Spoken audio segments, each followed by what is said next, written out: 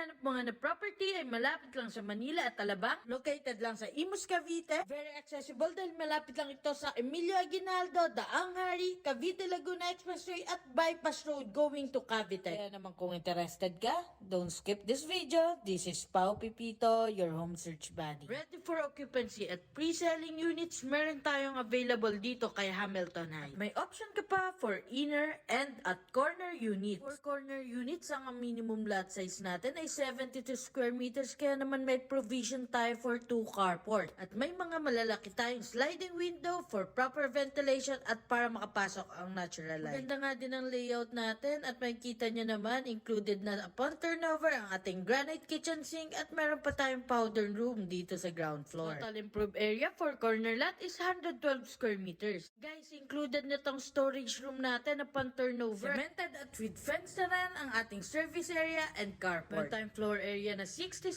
square meters, kaya naman may enough space tayo for living, dining, and kitchen area. Sulit na sulit talaga pag complete dahil livable na to upon turnover. Dito sa second floor, meron tayong total of 3 bedrooms at 2 toilet and bath. In terms of community, exclusive ito at meron pa itong complete amenities. Kaya naman kung interested ka, send me direct message para ma-schedule na natin ang exclusive house viewing mo. So, bye-bye!